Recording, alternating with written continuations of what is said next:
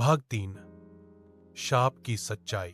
राजीव उस डरावने साए को देखता रह गया जो अब धीरे धीरे मंदिर के बीचों बीच हवा में उठ रहा था। उसकी आंखें अंगारे जैसी जल रही थीं और शरीर धुएं की तरह हिल रहा था, ना तो पूरी तरह इंसान, नहीं कोई भूत।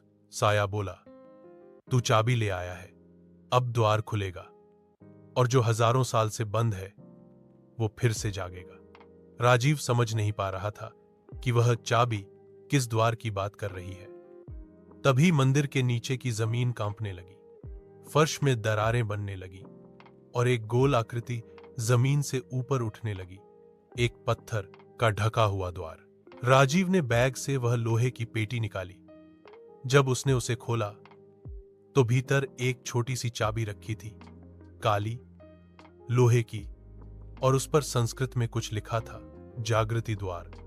साया ने फुसफुसाकर कहा, इस द्वार को खोला तो जीवन और मृत्यु का संतुलन टूट जाएगा, लेकिन अब देर हो चुकी है, तू मेरा माध्यम बन चुका है। राजीव ने चाबी हाथ में ली और पीछे हटने की कोशिश की, पर उसके पैर जमीन से चिपक गए थे। उसका शरीर मानो पत्थर बनता जा रहा था। तभी उसे अपने गुरु प्रोफेसर आचार्य की एक बात याद आई, अगर कोई वस्तु शापित हो तो उसकी ऊर्जा को सिर्फ पवित्र अग्नि ही शांत कर सकती है। राजीव ने तुरंत अपनी जेब से छोटी सी माचिस निकाली और मंदिर में पड़ी सूखी लकड़ियों पर आग लगाने की कोशिश की।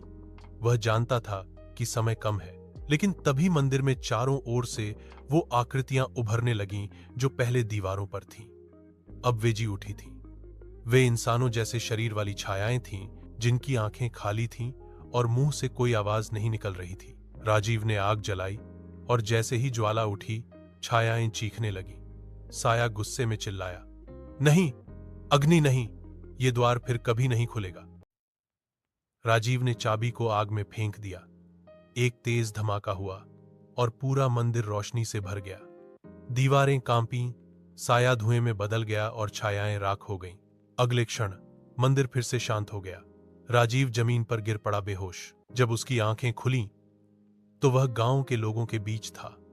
सभी उसकी ओर देख रहे थे, मगर इस बार डर नहीं, श्रद्धा के साथ। बुजुर्ग हरिप्रसाद बोले, तुमने मंदिर को मुक्त किया, अब गांव पर से शाप हट चुका है।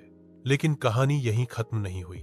राजीव के हाथ में अब भी वह जली हुई काली चाबी की राख चिपकी हुई थी और उसकी हथेली में उभरे थे वही निशान जो मंदिर की दीवारों पर थे। अब आगे क्या? क्या शाप वाकई खत्म हुआ या कोई और रहस्य बाकी है? देखें आगे की कहानी भाग 4।